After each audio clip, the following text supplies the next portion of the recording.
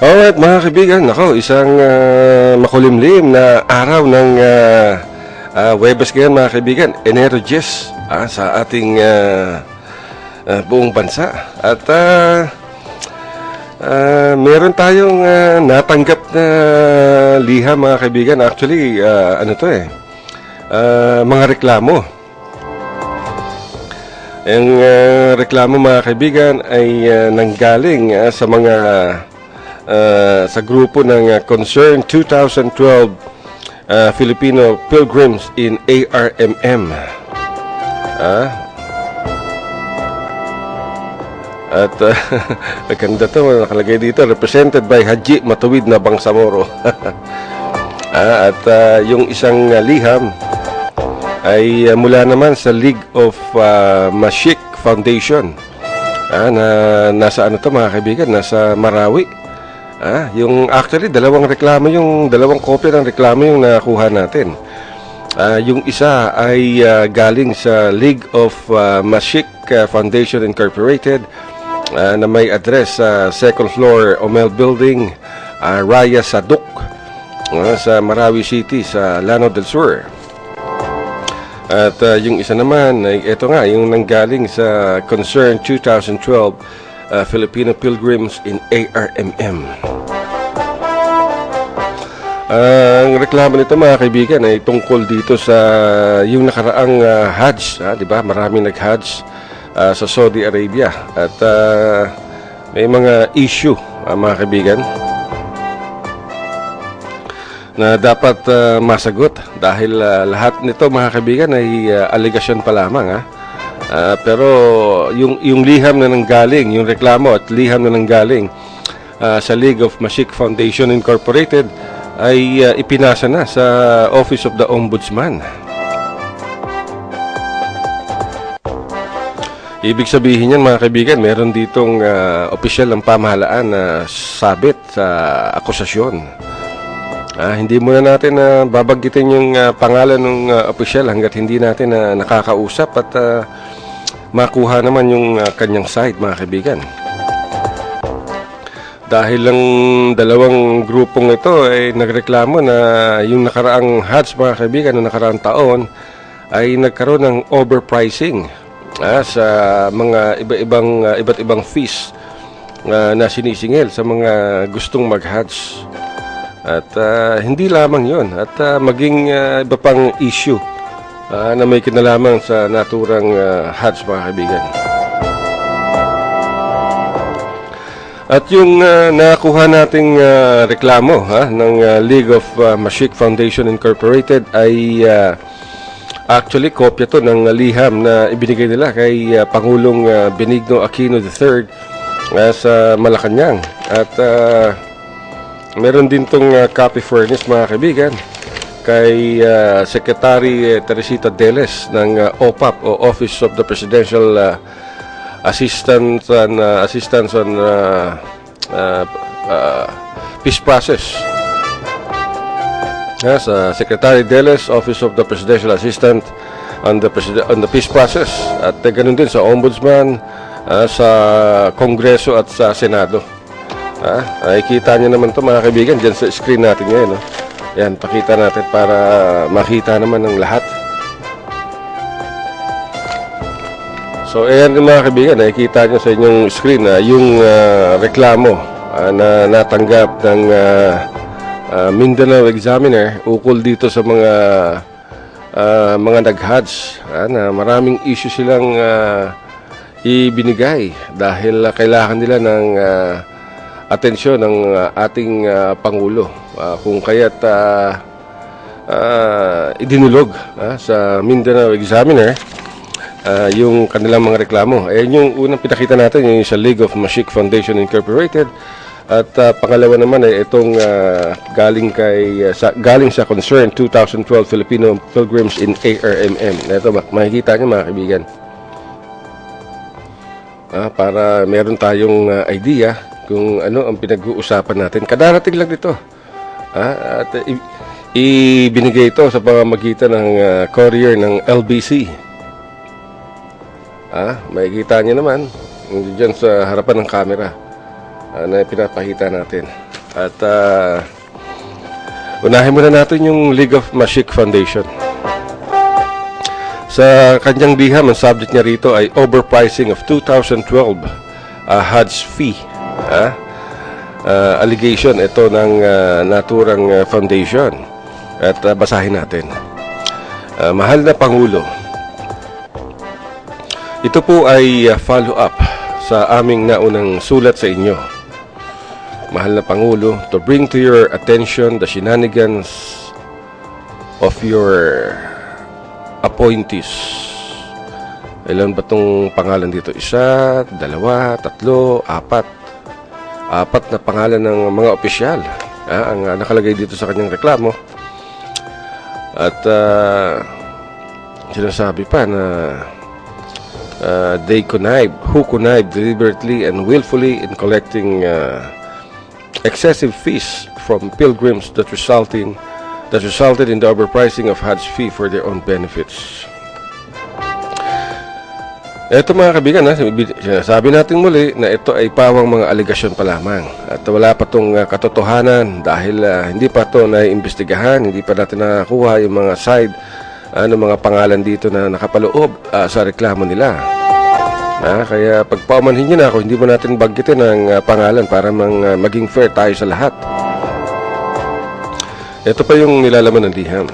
First, the price of hotel for pilgrims is increased from the year 2011 of 4,200 Saudi Riyal to 5,300 Saudi Riyal this year for Makkah and Medina City, by deceiving pilgrims because the building pictures they showed to us are buildings nearer to Grand Mosque in Makkah, which is about 1.2 kilometers more or less away.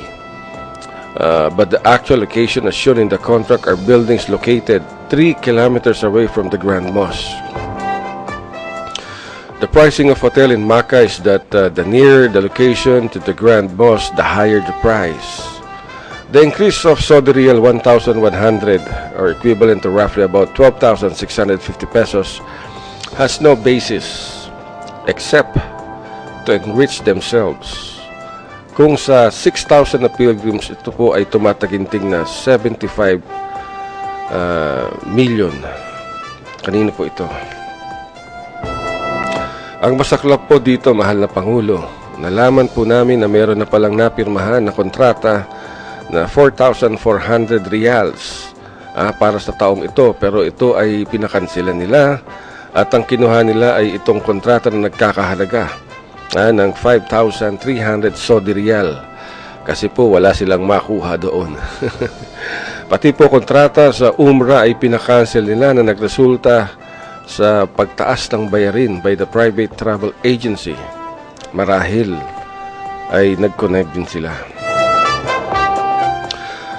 Ito yung tanong niya, bakit po pinakansila ang mababang kontrata na 3,800 Saudi Riyal at pinalitan ng masyadong mataas na kontrata na nagkakahalaga ng 5,000 Saudi Riyal na mas malayo pa ang lugar na aming titirhan? Kayo na po ang sumagot, mahal na Pangulo, pinahihirapan po nila ang mga pilgrims. In 2011, the price was also 3,800 Saudi Riyals in the same area showed to us by one officials. And because the actual location of hotels are far from the Grand Mosque, the pilgrims were funded 400 Saudi Riyal each. This year, there is no refund of excess hotel price, according to the officials. From the very beginning, they are dealing with pilgrims in bad faith. Niloko po nila ang mga pilgrims. Second, the entrance fee as charged by the Saudi government is fixed at a total amount of 274 Saudi Riyal in the contract for the past years. But without any basis, they increased it to $290 US purposely. Ito yung allegation na to enrich themselves. Kanino po napunta o kanino po mapupunta ang sobra in the amount of $15.60 US of each pilgrim dahil wala po naman itong pagbabayaran. Kung 6,000 ang pilgrims, ito po ay another $3,884,000 US. Again, ang tanong po, kanino po ito? They did this again in bad faith. Third, the insurance fees as stated in the contract is only 50 Saudi Riyal, equivalent to about $13 US for its pilgrims. But they changed the pilgrim's fee to $19 each. Again, kanina po mapupunta ang sobra na $5.56 US sa bawat isang pilgrim. Kung sa 6,000 pilgrims, ito po ay again malinis na 1,384 pesos. Kanino po ito? They did it again in bad faith. Ayon po sa kontrata, ito po ay refundable. Pero bakit po sinobrahan pa? Fourth, the price of food in Medina City for 4 days is increased to $50 from last year of only $40 US. Again, kanina po mapupunta ang sobra na $10 ng each pilgrims. Kung sa 6,000 pilgrims, ito po ay another 2,490,000 pesos. Kanina po itong sobra. They did it again in bad faith. Fifth, the cost of meningitis vaccine, which has been shouldered by the national government for the past several years now, is charged to pilgrims in the overpriced amount of 2,400 pesos each vaccine, without any quotation or price quotation from companies. The Department of Health can tell you the actual price of vaccines. The worst, according to reliable sources, that one vaccine can be used for 10 pilgrims. So why charge each pilgrim of the cost of one vaccine if it can be divided to 10 pilgrims?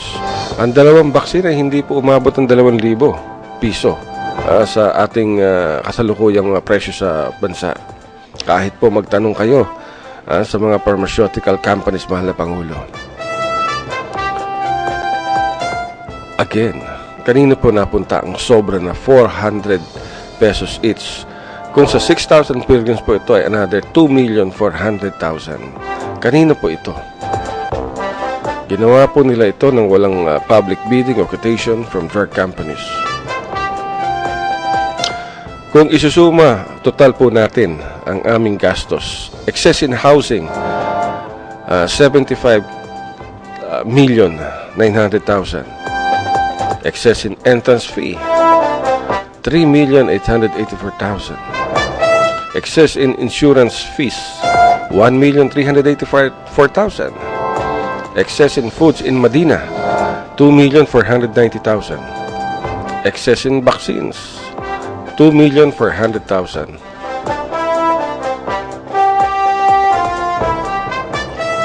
At may total po itong 86,058,800 pesos. Mahal na Pangulo. These unjustified increases must be investigated to prevent them from further deceiving the pilgrims in the next Hajj. At kayo po ang sinisira ng mga taong ito na gustong yumaman. Sa mga tawid, mahal na Pangulo, gusto namin paimbestigahan mo ang mga taong sangkot dito. Dahil imbes na bumaba ang cost ng Hajj, ay lalo pa itong tumaas ng napakalaki. Mahal na Pangulo, binuluktot nila ang iyong matuwid na landas, ang iyong matuwid na daan. Wala po silang karapatang manatili sa kanilang posisyon ng matagal. Kung kayo po ay talagang totoo sa inyong pamamaraan ng matuwid, wala po silang nagawa sa Hajj na matino. Yan mga kaibigan, ang reklamo ng lead of Masjid Foundation Incorporated na nakabase sa Marawi City. Hindi natin sinasabing totoo ang mga aligasyon dahil hindi pa ito naimbestigan mga kaibigan at hindi rin natin maaaring banggitin ang mga pangalan ng nakalagay dito. Dahil yung mga nirereklamo nila dahil hindi pa natin nakukuha ng kanilang side. Pag meron tayong pagkakataon, tatawagan natin itong mga opisyal na ito isa-isa upang makuha yung kanilang panig naman para maging fair naman tayo.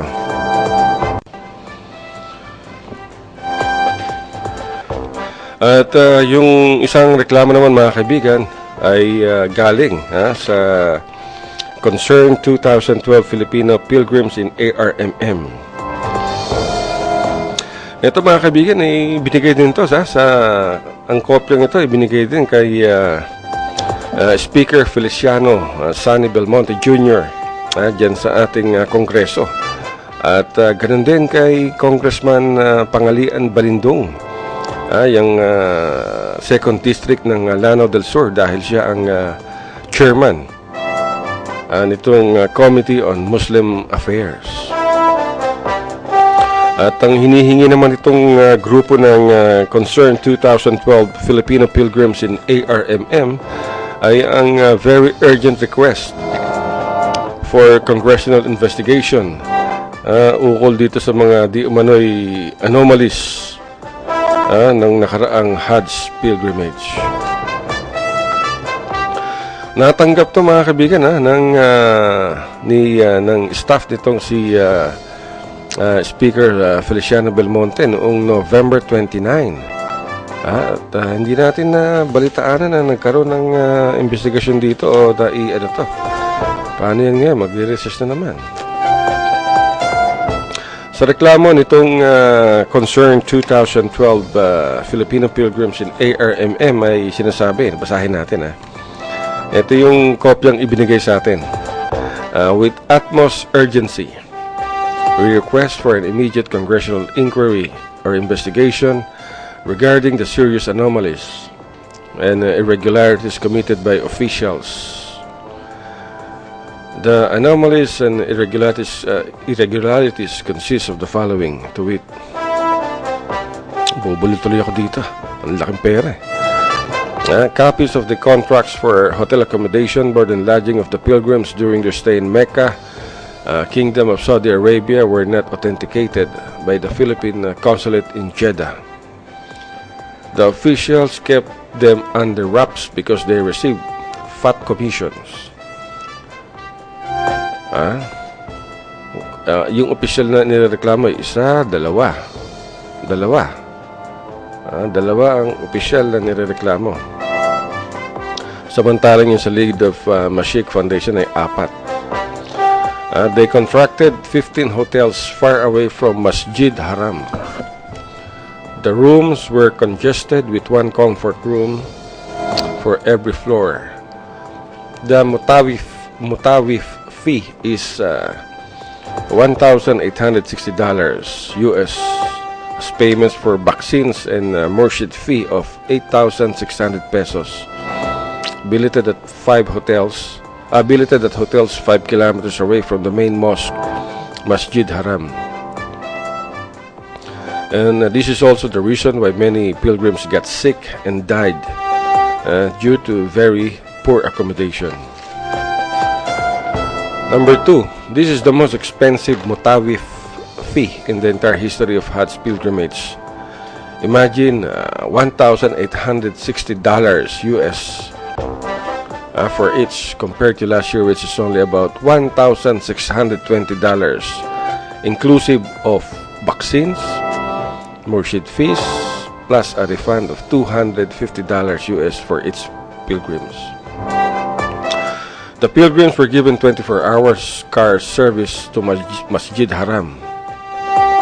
That was last year mga kaibigan. And according to the reklamo, there were few mortalities, only 3, whereas 7 pilgrims had died this year because of bad and worse hotel accommodation.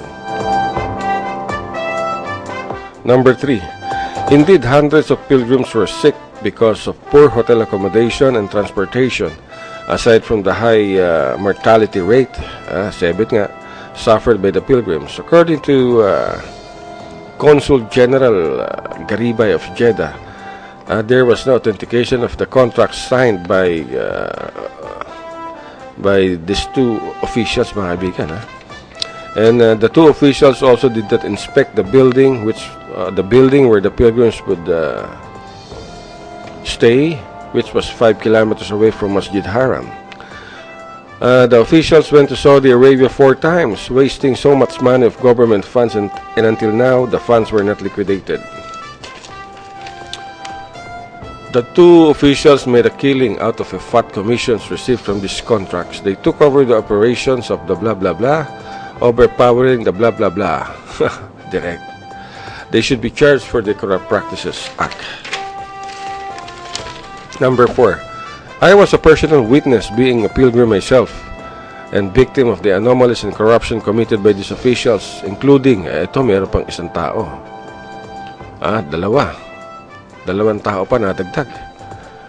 Because of yung isa because of his alleged tolerance and gross negligence of turning a deaf ear to the complaints of pilgrims who suffer due to unbearable congestion in hotel rooms in the spaces in Mina and Arafat.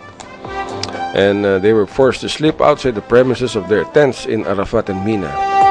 Many pilgrims were hungry because food distributions were delayed by almost more than 3 hours every meal, and consequently they all got sick. In view thereof, we strongly request the House of Representatives through the Committee on Muslim Affairs to conduct an immediate investigation on the anomalies and irregularities committed by these officials. Ilan na ito? 1, 2, 3, 4, 5. 5 pangalan to, mga kaibigan, ha? And finally, to come out with laws and policies that would prevent the occurrence of said irregularities and anomalies. Yes, never to happen again. Ito, mga kaibigan, yung pangalawang reklamo ay naipadala to bukod kay Speaker Belmonte, ay naipadala rin to ng Concern 2012 Filipino Pilgrims in ARMM sa Malacanang, naka-address kay Pangulong Benigno Aquino. At ganun din sa Department of Justice kay Secretary Laila de Lima at sa Office of the Ombudsman. Natanggap to ng Malacanang, mga kaibigan, Office of the President noong December 3, 11:10 in the morning. At tulad ng sinabi, tulad ng nauna, hindi rin natin nakita na nagkaroon ng publicity tungkol dito, na aksyonan ba o may pinag-utos ba ang Pangulong Benigno Aquino o si Speaker Belmonte na isang investigasyon tungkol dito sa mga alegasyon, akusasyon ng mga pilgrims na nung nakaraang taon ay nagbayad ng napakalaking halaga. At katulad ng sinasabi natin, mga kaibigan, wala tayong pinapanigan dito. Ito ay isang legitimate complaints na ipinadala sa Mindanao Examiner Tele-Radyo at sa Mindanao Examiner Newspaper. At upang makita natin ang talagang dahilan dito. At dahil kung kaya't ito ay ang mga kopyang ito ay ibinigay sa Mindanao Examiner, sana ay makuha natin ng pahayag yung Malacanang, si Speaker Belmonte, si yung presidential spokesman, si Edwin Lacerda, at itong si Congressman Pangalian Balindong, kung ano ang progress nitong mga reklamo. Kasi yung reklamo nitong Concern 2012 Filipino Pilgrims in ARMM ay idinulog noong Nobyembre 29 pa. At natanggap din to ng Malacanang noong Disyembre 3 ng nakaraang buwan lamang. At yung sa foundation naman ay sa League of Masik Foundation. Ito mas matagal na ito, mga kaibigan. October 8 to nang ipinadala kay Pangulong Benigno Aquino. Subalit at may kopya rin si Secretary Teresita Deles ng Office of the Presidential Assistant on the peace process at Ombudsman, ganoon din ang Senado at Kongreso. Pero wala tayong narinig. Kaya't humingi ng tulong itong grupo ng Concern 2012 Filipino Pilgrims in ARMM sa atin, sa Mindanao Examiner, upang maiparating sa mga kinaukulan, upang maipaalala sa kanila na may mga reklamo. Siguro dapat tawagan natin yung mga ahensyang involved dito o yung mga ahensyang dapat makasagot dito upang makuha natin kung ito ba may katotohanan at kung may katotohanan, ano ang kanilang ginagawa, sila ba'y nagsimula na ng kanilang investigasyon. siguro dapat tawagan natin talaga at upang mailabas natin ang kanilang side naman kung may katotohanan to o wala. Pero mga kaibigan, sa atin ay trabaho lamang to. Wala tayong rito. Wala tayong interest. Ang interest natin dito ay mailabas ang katotohanan. At mabigyan naman ng hustisya. Kawawa naman yung namatay na 7 mga Muslim na nagpunta sa Saudi Arabia upang sumama sa Hajj. Pero binawian sila ng buhay dahil sa matinding hirap. Yung kausap kong isa na taga-concerned 2012 Filipino Pilgrims in ARMM ay sinabi niya, pati yung kanyang ina, mga kaibigan, halos mamatay-matay sa paglalakad. Napakatanda na nung kanyang ina pero napilitan pang maglakad dahil yung hotel na tinutuluyan nila ay napakalayo. Talagang sobrang hirap ang dinanas niya at yung mismong siya mismo ay halos madurog ang kanyang puso sa nasaksihan, hindi lamang sa sarili niyang ina, kundi maging sa iba pang mga pilgrims na nagpunta sa Saudi upang sumama sa Hajj 2012. At kawawa naman talaga. At hindi natin maiiwasan na sumama ang loob ng napakarami at kailangan natin ng sagot sa mga kinauukulan upang mabigyan ng linaw. Dahil ito, mga kaibigan, ay isang karapatan ng bawat isa, di ba? Na mailabas ang kanyang hinaing sa ating pamahalaan. Pero nagpapasalamat tayo sa ating mga supporters, sa ating mga readers, at sa ating mga advertisers, sponsors, at mga partners dito sa Mindanao Examiner Tele-Radyo. Meron itong Tele-Radyo, mga kaibigan, ay napapakinggan ng live every 10 o'clock in the morning sa MindanaoExaminer.com at sa livestream.com/Mindanao Examiner. At napapakinggan din ito sa Mindanao Examiner Television Channel 54 sa Zamboanga City, at sa Mindanao Examiner Television Channel 63 sa KISMET Cable at Pagadian City Cable, dyan naman sa Zamboanga del Sur, of course sa Basilan. At kung gusto nyo magpalagay ng mga television ads, ay maaari nyo kaming tawagan at makikita nyo ang aming numero sa ilalim ng inyong television screen sa 062-992-5480. At siyempre, bukod sa telebisyon at sa Mindanao Examiner Tele-Radyo, yung website natin, mga kaibigan, yung MindanaoExaminer.com, umaabot yan ng 2 million hits every month. Ibig sabihin niya, mga kaibigan, 2 milyon ang tumingin, nagbasa ng balita, tumingin ng litrato, nanood ng video sa website ng MindanaoExaminer.com. 2 million hits nung nakaraang Agosto, mga kaibigan. At siyempre, yung ating weekly regional newspaper, yung Mindanao Examiner newspaper, mga kaibigan, isang weekly regional newspaper to na nagsisirculate sa malaking bahagi ng Mindanao. At siyempre, yung ating Mindanao Daily Newspaper, naman, mga kaibigan, araw-araw. At ang ating Business Week Mindanao, sa lahat ng inyong publication, whether sa telebisyon, sa ating mga pahayagan, ang Mindanao Examiner Weekly, ang Mindanao Daily Newspaper, at ang Business Week Mindanao. Pag kailangan nyo ng advertisements, publications, lahat ng uri ng publications, sa dyaryo, maaari kayong tumawag sa 062-992-5480 sa lahat ng inyong advertisements. At siyempre, nagpapasalamat kami uli sa inyong lahat, sa mga nagbabasa, bumibisita sa amin araw-araw, nakikinig sa Mindanao Examiner Tele-Radyo, at ang ating mga sponsors, partners. Maraming salamat po sa inyong lahat sa patuloy ninyong suporta sa Mindanao Examiner. Pero mga kaibigan, wala na talaga tayong oras. Sagad na tayo sa ngalan ng aming direktor, si Greg Lianya, sa lahat ng buong buo ng Mindanao Examiner. Ito pong muli yung abang lingkod, alas 5 pa lamang, nagsasabing bye-bye.